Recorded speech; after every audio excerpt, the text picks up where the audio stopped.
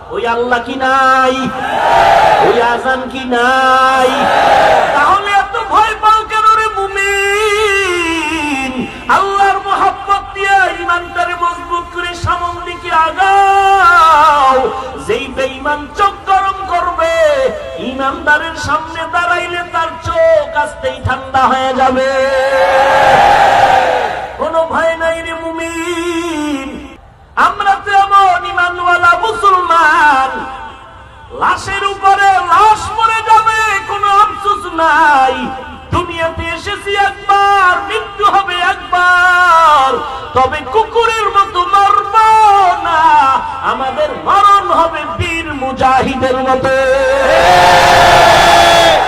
মুসলমানি বুয়াদ গর্দন নেহাদান এনানে খুদ বদস্তে খাজা দাদান গর্ব সুরত আদমি ইনসাফ দে আহমদ বুঝালো হামেক সাফ দে আদমিরা আদমিয়ত লাজিমা আস্তুদ রাগর বুনাবাশদ হাই জমা।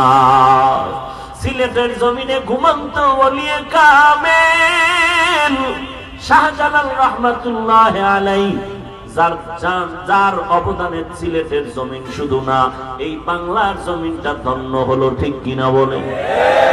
300 কম বেশি সাত আউলিয়ার কাফেলা নিয়ে হাজির, মাথায় পাগড়ি, হাতে তসবিহ, আর এক হাতে বেতের লাঠি। মদিনার সুন্নতের লাঠি হাতে নিয়ে আসলেন।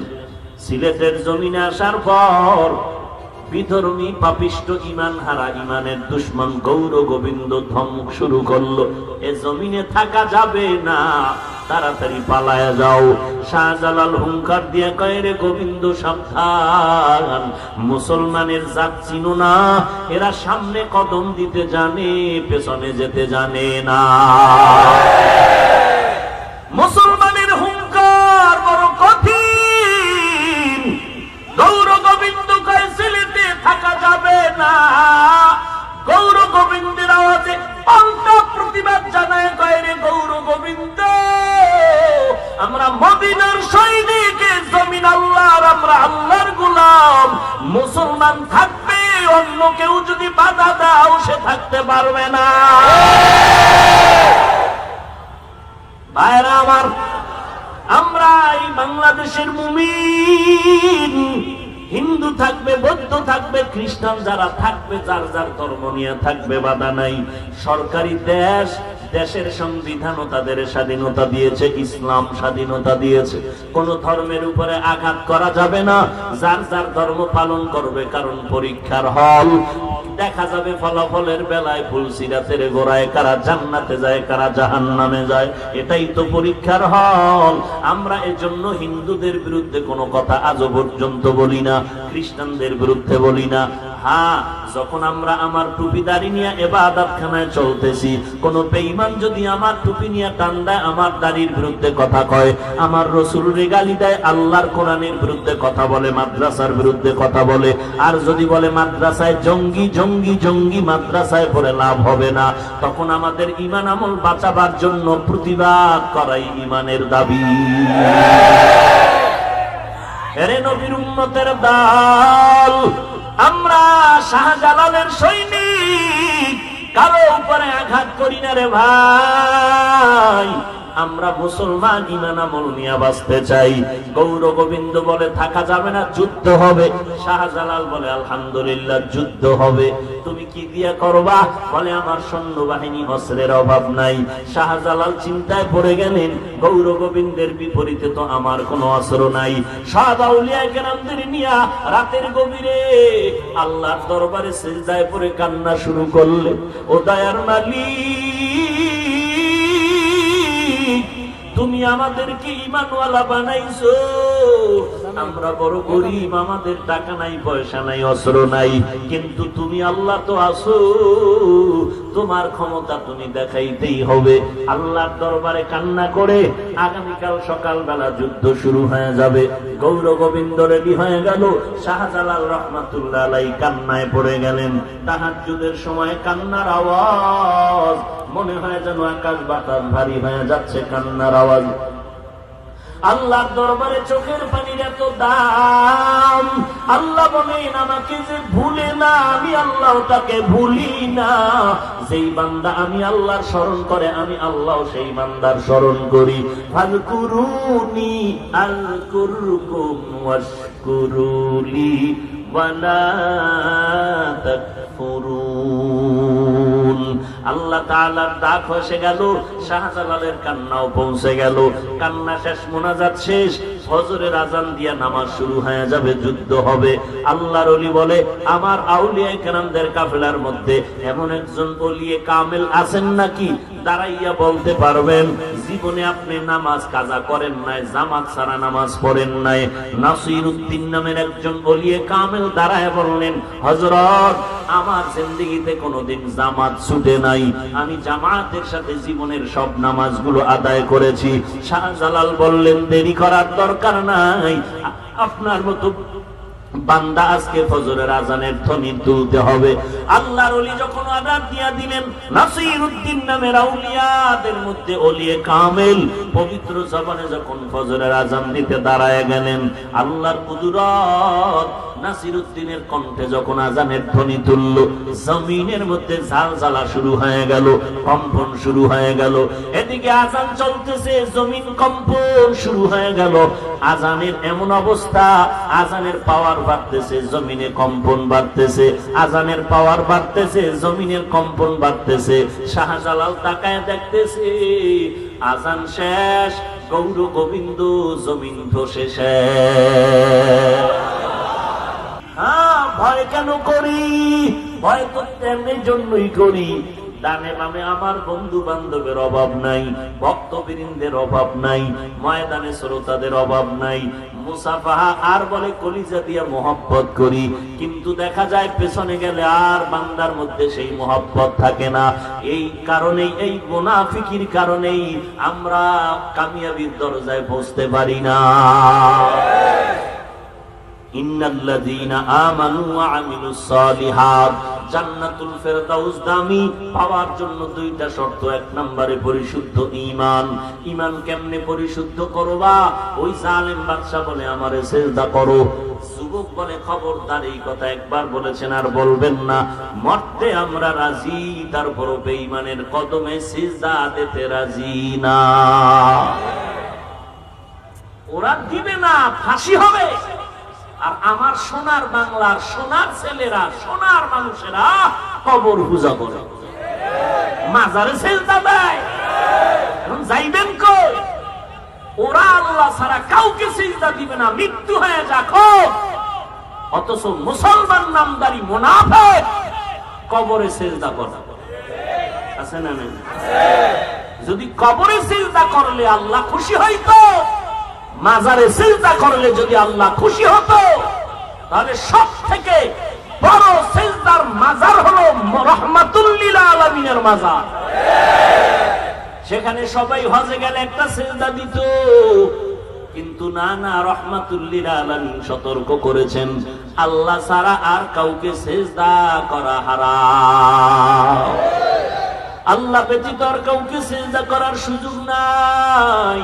আমরা কিন্তু আল্লাহওয়ালা ভক্ত, আমরা কিন্তু আউলিয়া কেরামের ভক্ত, কিন্তু ওই শুরুর কথা, আমার আসল হলেন আল্লাহ, আসল হলেন আমার নবী। আমার পীরের সম্মান করব কতক্ষণ? তারা আমার আসল মতো চলবে যতক্ষণ। যদি দেখি আমার পীর আমার আল্লাহর আসল বিধান মানে না, আমার নবীর আসল তরিকা মতো চলে না, সে আল্লাহর যেমন দুশমন, মদিনার নবীর তেমন দুশমন। আমাকে আমার যেই সেই, কারণ মুমিনের ঈমানের কথা কোনোদিন দুই হয় না। আজকে যা বলবে ফাঁসির মঞ্চেও তা বলবে, দুই হয়। কার কথা? মুনাফিকের কথা। এইবার বাদশা রেডি হয়ে গেল। এদের জন্য আগুন জ্বালায় আগুনে পুড়ে দাও, আগুনের কুণ্ডলি সাজাও, এদেরকে আগুনের মধ্যে পুড়ে ফেলতে হবে। বলে ডাইরেক্ট আগুন নাকি? বলে না, আগুনের উপরে তেল গরম করো, তেলের মধ্যে ফেলতে হবে। তেলের ডেক গরম হয়ে গেল, এবার এদেরকে আগুনে হাত পাও বেঁধে তেলের মধ্যে ফেলবে, গরম তেল। এমত অবস্থায় উজির ডাক দিয়া কয়, রে বাদশা, ছোট ভাইটারে রেখে দেন, আমি ওরে 1 মাসের মধ্যে আমাদের লাইনে নিয়ে আসবো। বাদশা ডাক দিয়া কয়, কেমনে পারবি? বলে, জমিনের মধ্যে যত ইমানওয়ালার যত পাক্কা ইমান থাকুক না কেন, এই পাক্কা পাকড়িওয়ালাদের ইমান নষ্ট করার জন্য পথ 2টা। 1 নাম্বার পথ হলো বেপরদা নারী। বেপরদা নারীর মাধ্যমে ইমানটারে হারা করে ফেলবো। বলে কেমনে? বলে আমার এক ঘরের মধ্যে আমার সুন্দরী মেয়েটা আছে, আমি ওরে বাড়ি নিয়ে যাব। আমার ওই সুন্দরী মেয়েটারে সাজায় গোজায় ওর পাশে অসওয়াসায় পাঠায় দিবে। আশা করি আমার মেয়েটার পাগলামিতে পরে ওই ইমান হারা হয়ে যাবে। বাদশা কয়, ছেড়ে দিলাম, বাকি 2 ভাইকে তেলের মধ্যে ফেলে দাও। যখন ওই 2 ভাইকে তেলের মধ্যে ফেলে দেওয়া হয়, ওরা চিৎকার করে, হাজার হাজার মানুষ পার্শ্বে দাঁড়ায় আছে দেখার জন্য, তামাশা। আল্লাহ বলেন, তুই আমার দিনের বাতি নিবানের জন্য হাফজে কোরআনের উপরে আসমান থেকে এইসব বোম মারবি, যতই অত্যাচার করো, মাদ্রাসায় তালা লাগাবি, মসজিদের আজান বন্ধ করবি। এটা এমন একটা জিনিস, আগুনের মধ্যে যখন বাড়ি দেয় তখন আগুন কিন্তু আরো ছড়ায় যায়। জোয়ারের পানিতে বাদ দিলে পানির জোর যেমন বেড়ে যায়, ইমানদারের ইমানের উপরে যত আঘাত করবি তত ইমানওয়ালা বেড়ে যাবে। তাবলীগের বিরোধিতা যত করতেছে, বলো মুসলমান নিরপেক্ষ নজরে তাবলীগ কমে না বাড়তেছে? চরমনাইওয়ালাদের যত বিরোধিতা করতেছে, নিরপেক্ষ বেরান নিয়ে বলো, চরমনাই কমতেছে না বাড়তেছে? কওমি মাদ্রাসার যত বিরোধিতা করতেছে, নিরপেক্ষতার নজরে বলেন মাদ্রাসা কমতেছে না বাড়তেছে? আমি তো প্রায় মাহফিলে বলি, এই বাধা দেনেওয়ালাদের কারণে, দুশ্মনের কারণে আর বেশি দিন বাকি নাই, বাংলাদেশের প্রত্যেকটা ঘর হবে একটা একটা কওমি মাদ্রাসা। এরে নবীর উম্মতের দল,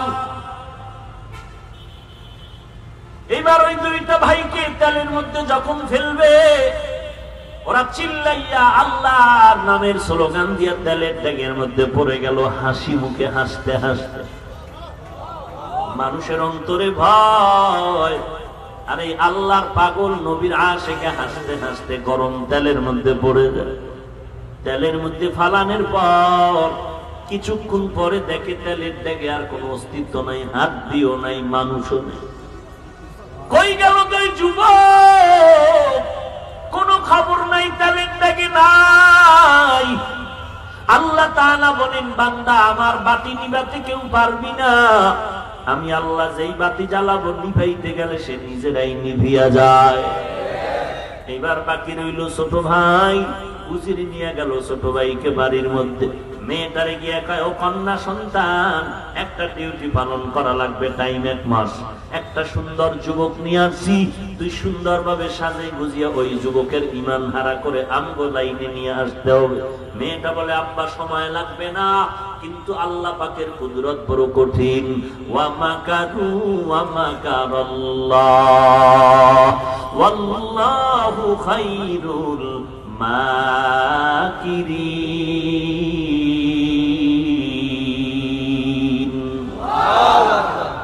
আল্লাহ তাআলার ফয়সালা ভিন্ন রকম হয়ে গেল। এইবার মেয়েটা সাজিয়া গুজিয়া যখন ওই যুবকের একটা আলাদা রুম দিল থাকার জন্য, ইমানওয়ালা যুবকের রুমের মধ্যে রাতের অন্ধকারে যখন মেয়েটা ঢুকতেছে, মনে হয় মেয়েটা তো সুন্দরী, তার চেহারার আলোতে রুমটা আলোকিত হয়ে যাচ্ছে। আল্লাহর বান্দা যুবক ইমানওয়ালা, নজরের দ্বারাও যেন কোনো ইমানের ঘরে আগুন না লাগে। আল্লাহর বান্দা নজর বন্ধ করে আল্লাহর নামের জিকির শুরু করে দিল, কোরআন তেলাওয়াত শুরু করলো। মেয়েটা যতই আগাতে চায়, না না, যত বড় বেশ্যা হোক না কেন, যত বড় জমিনের নিষ্কৃষ্ট মহিলা হোক না কেন, একজন পাগড়িওয়ালা দেখলে মেয়েটা বড় ভয় পায়নি। এটাই তো ইমানের ঘ্রাণ, এটাই তো ইমানের পাওয়ার। যত বড় বেঈমান আর সন্ত্রাসী হোক না কেন, কোরআনওয়ালার সামনে যখন যায় তখন বুকের মধ্যে কাঁপতে থাকে। মেয়েটা অন্তরে ভয়, আগাইতে চায়, আগাইতে পারে না। একদিন গেল, দুদিন গেল, 3 দিন গেল, মাস শেষ। ক্লান্তিতে ভুগতেছে, মাত্র আছে আজকের রাত্র, কালকে শেষ। মেয়েটা বলে আজকে যে কোনো উপায় হোক আমি জোর করে যুবকের গায়ে হাত দিয়া তারপরে আমার দিকে আকৃষ্ট করো। যুবক যখন এই অনুভব করতে পারলো অবস্থা বড় খারাপ, আল্লাহর বান্দা মুহাব্বতের নজরে আল্লাহর দিকে নিজেকে রুজু করে ফেললো। আর আল্লাহর পানা চায়, মালিক তুমি আমার ইমানটারে হেফাজত করো। মহা এক পরীক্ষার সম্মুখীন হয়ে গেলাম, তোমার কাছে দোয়া করি আল্লাহ, যে আমার ইমান নিতে আসছে তুমি তার সিনা ইমানের নূর ঢুকায়া দাও। মেয়েটা যেন অন্য দিনের থেকে আজকে অন্তরে ভয় বেড়ে গেল। মেয়েটা এবার মুখটা খুলিয়া কয়, যুবক আমার দিকে তুমি তাকাইবা না? বলে না। বলে একটু তাকাও? বলে হবে না। বলে এমন কি মেডিসিন তোর মধ্যে আছে যেই মেডিসিনের কারণে আমি আগাইতে পারি না? কয়, ও বোন, তুমি যদি সেই মেডিসিনের খবর নিতে চাও, তোমার মা ছাড়তে হবে, বাবা ছাড়তে হবে, বাড়িঘর ছাড়তে হবে, পারবানি। এইবার মেয়েটার অন্তরের মধ্যে পরিবর্তন শুরু হয়ে গেল। মেয়েটা চুপে চুপে ডাক দিয়ে কয়, ভাই আমার মা বাবা ছাড়তে গিয়েও যদি তোমার এই মেডিসিন পাওয়া যায় আমি মেডিসিন গ্রহণ করতে রেডি হয়ে গেল। এইবার যুবক ডাক দিয়া কয়, বোন ওই মেডিসিন আর কিছুই না, আমার মাওলা পাকের ইমানের কালেমা। আল্লাহর কালেমা পড়ে তুই ইমানওয়ালা হয়ে যা। এইবার মেয়েটা বলে, পড়ায় দাও। ইমানের কালেমাটা কেমন আমি জানি না, ইমানের কালেমা পড়ো। এইবার যুবক মুহাব্বতের নজরে কালেমা পড়ায় দেয়। এমন সুন্দর কালেমার ভেতরে গিয়া যখন আঘাত করা শুরু করলো, মেয়েটা বলে, এত সুন্দর আওয়াজ, এত সুন্দর মজার আওয়াজ তো জীবনে আর শুনি নেই। মেয়েটা এবার রেডি হইয়া বলে, এখন তার বাবার কাছে থাকা যাবে না, আমার বাবা আমাকে রিপোর্ট নিবে, তোমার ইমানটা কেমনে ক্ষতি করতে পারলাম? আমি তো পারলাম না, শিকার করতে এসে শিকারীর হাতে আমি ধরা পড়ে গেলাম, এখন আর থাকা যাবে না। যুবক আর যুবতী এখন ইমানের লাইনে ভাই বোন হয়ে গেল। ভাই বোন হওয়ার পরে এবার তারা দুজন বের হয়ে গেল। ঘর থেকে বের হইয়া গভীর রাতে গিয়া জঙ্গলার মধ্যে আশ্রয় নিল, পাহাড়ের চিপা, পাহাড়ের পাদদেশে। এরপরে ওখান থেকে দিনের বেলা সেফ হইয়া আবার রাতের বেলা রওনা হয়ে গেল। যাচ্ছে কোন দিকে খবর নাই। আল্লাহর কাছে কান্না করে দোয়া করে, আল্লাহ তুমি আমাদের জন্য নিরাপদ ঈমান বাঁচাবার রাস্তা খুলে দাও। এবার চলতেছে নিরাপদ জায়গায় গিয়া। দিনের বেলা তারা জঙ্গলার পথে হাঁটতেছে। অনেক দূর থেকে তাকাইয়া দেখে বহু দূর থেকে উল্টা দিক থেকে একটা ঘোড়ার পিঠে 2টা যুবক সন্তান আসতেছে তাদের কিনারায়। দুইজন ভয় পেয়ে গেল, আমরা তো অপরিচিত 2টা বেগানা নারী আর পুরুষ, যুবক যুবতী, ওরা কারা? যদি দুনিয়ার লাইনেও কোনো বদমাইশ হয়তো আমার ইজ্জত আর এই যুবতীর ইজ্জত নষ্ট করবে, আর কোন ইমানদার যদি হয় এই অবস্থা জানতে পারলে আমাদেরকে প্রশ্নবিদ্ধ করবে, তোমরা তো বেগানা এক জায়গায় কেন? ভয় পেয়ে এখন একটু পালানোর চিন্তা করলো। ওই ঘোড়ার পিঠে আরোহিত 2 আল্লাহর আশেক বান্দা বলে, ভয় নাই, কোনো ভয় নাই, আমরাও তোমাদের লাইনের গোলাম।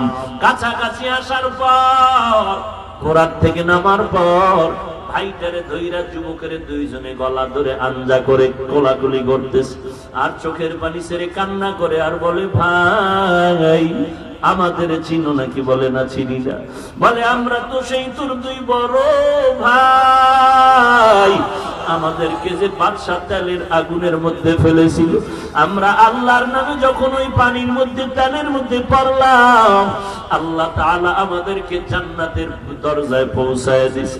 আল্লাহ জান্নাত থেকে আমাদের পাঠাইছেন। এই মেয়েটাও নাকি তোমার হাতে কালেমা পড়েছে, এখন পর্যন্ত বিবাহ হয় নাই। আল্লাহ তাআলা আমাদের সাক্ষী রাখিয়া বিবাহের ব্যবস্থা করার জন্য পাঠাইল। তোমরা দুজন বিবাহের বন্ধনে জিন্দেগিটা পরিচালনা করতে থাকো। আমরা বিদায় নিলাম, দেখা হবে জান্নাতের ময়দানে। ওয়ালা তাহিনু ওয়ালা তাহজানু ওয়া আনতুমুল আ'লাউন ওয়া আনতুমুল আ'লাউনা ইন কুনতুম মুমিনিন।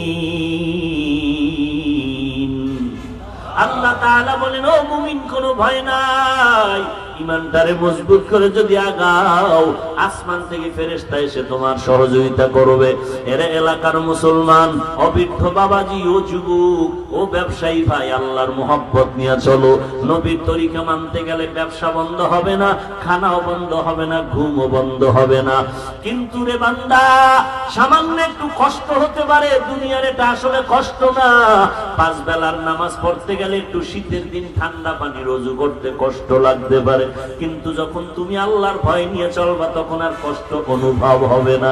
এই কষ্টটারে কষ্ট মনে করিও না, কিন্তু এই কষ্টটারে যদি তুমি কষ্ট মনে করিয়া নামাজ ছেড়ে দাও আর গুনাহ নিয়ে যদি কবরে যাও, ওরে দুনিয়ার কষ্টের থেকে ওই কবরের কষ্ট যে কি পরিমাণ ভয়ঙ্কর। একটা বেনামাজির জান কবজের সময় আজরাইল আল্লাহ পাঠায় দিবেন। আজরাইলের 1 হাত মাশরিক আর 1 হাত মাগরিবে, আসফা জমিনে, আসমাতা থাকবে আসমানে। বেঈমান নাফরমানের রূহটা উল্টাইতে থাকবে, পালাইতে থাকবে দেহের বডিদের মধ্যে। এরে নবীর উম্মতের দল, ওই আজরাইলকে দেখার পরে ওর চোখ উল্টায় যাবে, ও বেহুশের মতো হয়ে যাবে। জ্যান্ত একটা বকরির চামড়া খুলতে গেলে যে কষ্ট, তার থেকে অনেক গুণ কষ্ট বেশি বেনামাজির জান কবজ। পালানের তো কোনো সুযোগ নাই। এত বডিগার্ড ডানে বামে আমার সিকিউরিটি গার্ড আমারে পাহারা দেয়, কেউ যেন ক্ষতি করতে না পারে। কিন্তু কোন সময় মাঝখান দিয়ে যে আজরাইল জীবনটা নিয়ে যাবে কেউ টের পাবে না রে বাবা। ওই মরণের বিছানায় যদি গুনাহ নিয়ে যাও, আল্লাহর নবী বলেন তোমার কবর হবে জাহান্নামের টুকরা। কেমন জাহান্নাম? জাহান্নাম তো বড় ভয়ঙ্কর জাহান্নাম। জমিন থেকে 9,30,00,000 মাইল উপরে সূর্য, রাতের বেলা সূর্য নাই, দিনে ছিল, এরপর রাতে এত গরম লাগে, ঘাম। আর কিয়ামতের ময়দানে সূর্য থাকবে মাথার উপরে। বেঈমান নাফরমানের মাথার মগজগুলো ফাতের মারের মতো ঘুরতে থাকবে। আল্লাহর নবী কান্না করে বলেন, উম্মতের দল, কেউ যদি কবরের আযাব দেখতো জীবনে সংসার করতে পারতো না। আল্লাহর কোরআন সত্য, নবীর হাদিস সত্য রে ভাই। গুনাহগারের জন্য জাহান্নাম, এ কথাও সত্য। এই কথা সত্য হওয়ার কারণে আজ যতই কষ্ট হোক টুপিটা ফালাইতে পারি না, দাড়িটা কাটতে পারি না, নামাজ বাদ দিতে পারি না, নবীর সুন্নতের বিপরীত চলতে পারি না। না হয় তোমার থেকে বুঝ আমার কম নাই। চুলগুলো ক্রিকেটারের সাইজে কাটলে খুব ভালো দেখা যায়, কম বুঝি না। দাড়িটা কাটলে যুবক যুবক লাগে, কম বুঝি না রে বাবা। টুপি আর জামা ফালায় দিলে ইয়াং সুন্দর যুবকের মতো লাগবে, কম বুঝি না রে বাবা। আজকে নামাজ না পড়লে বন্ধু আর বান্ধবীর আড্ডায়, রমনা পার্কে, বিভিন্ন জায়গায় ঘোরা যাবে, আড্ডা দেওয়া যাবে, মজা করা যাবে, তোমার থেকে কম বুঝি না রে বাবা। এরপরও কেন টুপি মাথায় দিলাম, লম্বা জামা পরলাম, নবীর তরিকা মতো চলি, একমাত্র কারণ 1 সেকেন্ডের আযাব সহ্য করার শক্তি আমার নাই। কেউ যদি একটা বেতের বাড়ি হাতে দেয় কত ব্যথা পাই। আল্লাহর নবী বলেন, গুনাহগারের জন্য কবরে 2 পার্শ্বের মাটির চাপ, ওই চাপের কারণে পাজরের হাড় চুরমার হয়ে যাবে রে মুমিন। আল্লাহর নবী চোখের পানি ছেড়ে কাঁদেন। ওই কবরের চাপ সহ্য করা যাবে না রে গোলাম। ওই কবরটা গুনাহগারের জন্য জাহান্নামের টুকরায় পরিণত হয়ে যাবে। আল্লাহর নবী বলেন, সব মাখলুকাতেরা কবরের আযাব দেখে, মানুষ আর জিনেরা দেখে না। এজন্য মাঝে মাঝে দেখা যায় কবরের পাশে কুকুর ঘেউ ঘেউ করে চিল্লায় আর রাতের বেলা কান্না করে, কারণ ওরা দেখতেছে কবরে বেনামাজির আযাব হয়। বিশ্বাস অনেকে না করার কারণে আল্লাহ মাঝে মাঝে কবরের মধ্যে আযাব দেখায়া দেয়। কত কবরে আগুন দেখা গেল, কত কবরের মধ্যে যারা আসছেন ঘর পর্যন্ত যাওয়ার কোনো গ্যারান্টি নাই। একদিন আগে পরে মরণ তো সবার হবে, জানা নাই কোন দিন হবে। তবে গুনাহ নিয়ে কবরে যাইও না। আল্লাহর কোরআনের আযাব বর্ণনা সেগুলো তুমি সহ্য করতে পারবা না। আল্লাহর কাছে তওবা করো হে মালিক। এই ময়দানে আমার মতো গুনাহগার আর কেউ নাই, আমার মতো জাহান্নামের আসামি আর কেউ নাই। দুনিয়াতে আসছিলাম কত পবিত্র, আমি উলঙ্গ থাকলেও কেউ আমারে খারাপ বলে নাই। মা কোলে নিত, বাবায় কোলে নিয়ে কত আদর দিত। আজকে সেই পবিত্র জিন্দেগিটারে গুনাহ করে নাপাক করেছি। আমাকে আজকে কত সম্মানের সাথে চেয়ারের মধ্যে বসায় দিল, কিন্তু আমার গুনার দিকে তাকাইলে মনে হয় যেন আমার মতো জাহান্নামের আসামি আর কেউ নাই। গুনাহের কারণে আমার হাত নাপাক, গুনাহের কারণে আমার চোখ দুটো নাপাক, গুনাহের কারণে আমার অন্তর নাপাক, গুনাহের কারণে আমার জিহ্বাটা নাপাক, গুনাহের কারণে আমার কান নাপাক, গুনাহের কারণে আমার পা দুটো নাপাক। এখন আমি চতুর্দিকে তাকায় দেখি আমি জাহান্নামের মাঝখানে পড়ে আছি। আল্লাহ, তুমি যদি আমাকে ক্ষমা করে না দাও, আমার জাহান্নাম ছাড়া উপায় নাই। আজকে আমার গুনার খবর আমার মা বাবায় জানলে আমাকে লাথি মেরে তাড়ায় দিত, আমার ভাই জানলে কেউ আমারে আদর করত না, আমার বন্ধুরা যদি আমার অন্যায়ের খবর জানতো লাথি মেরে তাড়ায় দিত। ওরে আল্লাহর বান্দা, আমার মাওলা বলে, দেখ আমি কত দয়ার মালিক, এত অন্যায় করার পরও আমি আল্লাহ তোর উপরে রাগ করি নাই। আমি আল্লাহ বেজার হইয়া পানিও বন্ধ করি নাই, বাতাস বন্ধ করি নাই, সূর্যের আলো বন্ধ করি নাই, আমি আল্লাহ চাঁদের আলো বন্ধ করি নাই, খানা বন্ধ করি নাই, আমি আল্লাহর নিয়ামতের পানিও বন্ধ করি নাই। আমার দেওয়া পানি খাইতেছো, বাঁচা নাই খা, আমার দেওয়া ফল ফ্রুট খাইতেছো খা, আমার দেওয়া বাতাস ভোগ করতেছো, বাধা নাই, আমার দেওয়া সূর্যের আলো ভোগ করতেছো, বাধা নাই। আমি আল্লাহ তোর গুনার কারণে রাগ করিও কোনো বেজার হয়ে খানা বন্ধ করি নাই, বরং আমি আল্লাহ প্রতিদিন প্রথম আসমান আইসা তোরে আদর করে ডাকি, ওরে বান্দা গুনাহ করিয়া যারা রহমতের দরজা থেকে ভাগিয়া গেছো, লা তাকনাতু মির রাহমাতিল্লাহ, আমার রহমতের দরজা থেকে ভাগিয়া যাস না। আয় আমার দয়ার দরজা ছাড়া আর তো দরজা খুঁজিয়া পাবি না। দুনিয়াতে মাও কত আদর করে, কিন্তু সাথে আঘাত লাগলে ওই মা সন্তানের আদর করে না। তাহলে কে তোর আপন? আমি আল্লাহ ছাড়া তোর আপন আর কেউ নাই। গুনাহ তো করিয়েই ফেলছো, আমি আল্লাহর কাছে ক্ষমা চা। আদম নবী ভুলের জন্য আল্লাহর কাছে যদি ক্ষমা চাইতে পারে, ওরে নবীর উম্মত তুমি কেন ক্ষমা চাইতে পারবা না? দুই ফোঁটা চোখের পানি যদি ছেড়ে দাও, গুনাহের কারণে আজ দিলটা পাথরের মতো শক্ত হয়ে গেল, কান্নাও চোখে আসে না। আল্লাহর কাছে তৌফিক চাও চোখ দুটো বন্ধ করে। ও দয়ার মালিক, আমার ডানে বামে কত বান্দার চোখের কোঠায় পানি জমা হয়ে গেল, আমার কপাল এত কেন খারাপ, আমার চোখে কেন পানি আসবে না রে আল্লাহ? আমি এত খারাপ কেন হয়ে গেলাম? আজকে থেকে তওবা করলাম, আর গুনাহের পথে যাব না। ও আল্লাহ, তুমি আমাকে কান্নাওয়ালা চক্ষু দান করে দাও। দুনিয়ার ঘরে আগুন লাগলে পানি ছাড়া যেমন ঠান্ডা করা যায় না, গুনাহের কারণে যদি জাহান্নামের আগুন জ্বলিয়াই থাকে রে যুবক, ওই জাহান্নামের আগুন চোখের পানি ছাড়া ঠান্ডা হবে না। আল্লাহর কাছে তৌফিক চাও। আল্লাহ, গুনার কারণে কান্না আসে না, তুমি কান্নাওয়ালা চোখ আমারে দান করো। যদি নিজে কান্না করতে না পারো, ডানে বামে দেখো কোনো কান্নাওয়ালা বান্দা পাওয়া যায়নি, ওই কান্নাওয়ালার দোয়া খালি ফেরত যাবে না রে ভাই। ডানে বামে দেখো কোনো কান্নাওয়ালা যদি কাউকে পাও, হাতটা বাড়াইয়া দোয়া চাও। ওরে আল্লাহর বান্দা, জাহান্নাম থেকে নাজাতের জন্য আরেকজনের কাছে দোয়া চাইলে লজ্জা নাই। দুনিয়াতে আজকে কোন মামলা থেকে খালাসের জন্য কত শত্রুর কাছে গিয়াও তো পাও ধরিয়া মাপ চাও, পুলিশের পিঠার থেকে বাঁচার জন্য। ওরে শত্রু, তোমারে অনেক খারাপ জানছি, আজ আমারে মাফ করে দাও, আমি তোমার বিরোধিতা করছি আর করবো না, মাফ করে দাও, না হয় আমাকে পুলিশে ধরিয়া নিবে। পুলিশের ব্যাতের ভয়ে যদি শত্রুর পায়ে হাত দিতে পারো, ওরে জাহান্নামের ভয় কি এত কম? ওরে জাহান্নামের কবরের আযাবের ভয় কি কবরে যুবক? ওই জাহান্নামের ভয় আর আযাব থেকে যদি নাজাত পেতে চাও, ওরে কান্নাওয়ালার কাছে গিয়ে একটু দোয়া চাও। ওরে আল্লাহর বান্দা, সাদা দাড়িওয়ালারা, তোমার মাথায় হাত দিয়ে যদি দোয়া করে মাওলাই খালি ফিরাইয়া দিবে না।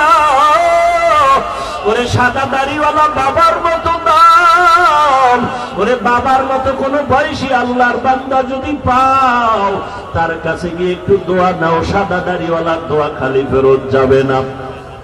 অথবা যদি কোনো বড় ভাইয়ের মতো পাশে কাউকে পাও, যদি দেখো চোখে পানি, একটু দোয়া চাও। ওরে মুরব্বীরা, ডানে বামে কোনো যুবক থাকলে হাতটা বুলায়া দোয়া করে দাও। তোমার দোয়ায় যদি যুবক দিনের পথে আসে, তোমার কপাল খুলে যাবে। এরে আল্লাহর বান্দা, দিলটা নরম করো, কবরের আযাবের কথা স্মরণ করো, আর তওবা করো রে মালিক। জিন্দেগিতে আর গুনাহ করব না, আর নামাজ বাদ দিব না, আর মা বাবার কষ্ট দিব না। এই জায়গায় কত যুবক আছে, অনেকের মা নাই, অনেকের বাবা নাই। এরে ঢাকার শহরের যুবক, বন্ধু বান্ধব নিয়ে ঢাকার শহরে চাকরি করো, কত আড্ডা দাও, অথচ জানো না তোমার বাড়িতে মা তোমারে আজকে নিজে না খায় আছে, তোমার জন্য খানা খায় না। আবার যার মা দুনিয়াতে নাই, কত এতিম। ওরে যার মা নাই, তার দোয়ার দরজা একটা বন্ধ, যার বাবা নাই, দোয়ার দরওয়াজা কোনটাই বন্ধ হয়ে গেল। এরে আল্লাহর বান্দা, এতিমদের দোয়াও আল্লাহ খালি ফিরাইয়া দিবে না। আল্লাহর কাছে মাথা নত করে তওবা করো। আল্লাহ, কোরআন সত্য, হাদিস সত্য রে মালিক। গুনাহগার হয়ে কবরে গেলে আযাব সহ্য করা লাগবে, তাও সত্য। আমি আযাব সহ্য করতে পারবো না, আজকে তোমার দরবারে তওবার জন্য ফিরে আসলাম। আর জীবনে নামাজ ছাড়বো না, আর নবীর তরিকার বাহিরে চলবো না, মা বাবাকে কষ্ট দিব না, আলেম ওলামাদের বিরোধিতা করব না। তওবা করার জন্য যদি খাঁটি নিয়ত হয়, মুনাফিকি না থাকে, গলায় ছুরি আসবে, মরে যাব, তারপর নবীর বিরোধিতা করব না, আলেমদের বিরোধিতা করব না, নামাজ ছাড়ব না। খাঁটি তওবার নিয়তে দুটো হাত আল্লাহর দরবারে দেখায়া দাও। আয় আল্লাহ, সবার হাত আপনি কবুল করে নেন। আয় আল্লাহ, আমাদের তওবা কবুল করে নেন। তওবার উপরে মজবুত হয়ে চলার মতো তৌফিক দান করেন আল্লাহ। আয় আল্লাহ, নবীজির সুন্নতওয়ালা জিন্দেগি দান করেন। আয় আল্লাহ, গুনাহের প্রতি ঘৃণা জমায়া দেন। আমিন। আলহামদুলিল্লাহি রাব্বিল আলামিন, والصلاة والسلام على سيد الأنبياء والمرسلين وعلى آله وأصحابه أجمعين يا أرحم الراحمين يا أرحم الراحمين يا أرحم الراحمين يا أرحم الراحمين আমার দয়ার মাওলা রে,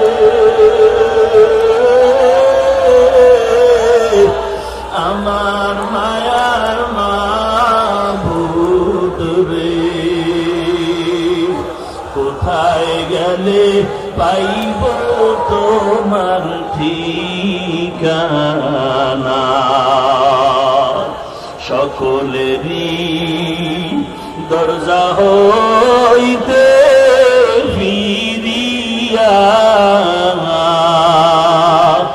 আপনারও দরজায় রইলাম তাকায়া। আপনি যদি মাফ না করেন বান্দারে, বলে না আপনার বান্দা যাবে কারদারে। জীবনে না করিলাম বন্দেগী, এ জীবনে না করিলাম বন্দেগী। গুনাহ করে কাটাইলাম জিন্দেগি, গুনাহ করে কাটাইলাম জিন্দেগি। তওবা করে আবার তওবা ভাঙ্গিনা, তওবা করে আবার তওবা ভাঙ্গিলাম। অবশেষে খাঁটি তওবা করিলাম, অবশেষে খাঁটি তওবা করিলাম। আয় আল্লাহ তাআলা, আমার গুনার কারণে আপনি এই ময়দান থেকে কাউকে খালি ফিরাইয়া দিয়েন না রে মালিক। কত উলামায়ে কেরামরা হাজির, সাদা দাড়িওয়ালারা হাজির। আয় আল্লাহ, কত ব্যবসায়ী, কত চাকরিজীবী, কত যুবক, আয় আল্লাহ গুনার কারণে দিলটা পাথর হয়ে গেল, চোখে পানি নাই। আয় আল্লাহ, কান্নাওয়ালা চক্ষু দান করেন আল্লাহ। জাহান্নামের আযাব সহ্য করতে পারবো না রে আল্লাহ, কবরের আযাব সহ্য করতে পারবো না রে আল্লাহ। আয় আল্লাহ, জাহান্নামের আগুন নিভানের পানি চোখে দান করেন আল্লাহ। মাহফিল কবুল করে নেন, আয়োজনকারীদের কবুল করে নেন, মাদ্রাসা মসজিদ গুলো কবুল করে নেন, ছাত্র উস্তাদদের কবুল করে নেন, অন্যান্য শিক্ষা প্রতিষ্ঠানগুলো নবীর আদর্শওয়ালা বানায় দেন, মা বোনদের পর্দানিশী আবেদা বানায় দেন, ছেলে সন্তান নেককার বানায় দেন। আয় আল্লাহ, প্রত্যেকটা মা বাবাকে নেককার সন্তানের মা বাবা হওয়ার তৌফিক দান করেন। আয় আল্লাহ, প্রত্যেকটা যুবকরে দ্বীনের খাদেম বানায় দেন আল্লাহ। মোবাইলের গুনাহের থেকে হেফাজত করেন আল্লাহ, মোবাইলের গুনাহের থেকে হেফাজত করেন আল্লাহ, মোবাইলের গুনাহের থেকে হেফাজত করেন আল্লাহ। আয় আল্লাহ, নবীজির রওজায় গিয়া সালাম দেওয়ার তৌফিক দান করেন। আয় আল্লাহ, বাইতুল্লাহর গিলাফ ধরে লাব্বাইক বলার তৌফিক দান করেন। নবীজির সুন্নাতের আমলওয়ালা জিন্দেগি দান করেন। কামাই রুজি ব্যবসা যারা করে হালাল ভাবে বরকত বাড়ায়া দেন, হারাম থেকে হেফাজত করেন। আয় আল্লাহ, যারা লেখাপড়া করে কামিয়াবি দান করেন। আমাদের অন্তর থেকে রিয়া হাসাদ কিবির দূর করে ইখলাস দান করেন। সবার সাথে মিল মোহাব্বত বাড়ায়া দেন আল্লাহ। সারা দুনিয়ার মুসলমানের ঈমান আমল ইজ্জতের হেফাজত করেন আল্লাহ।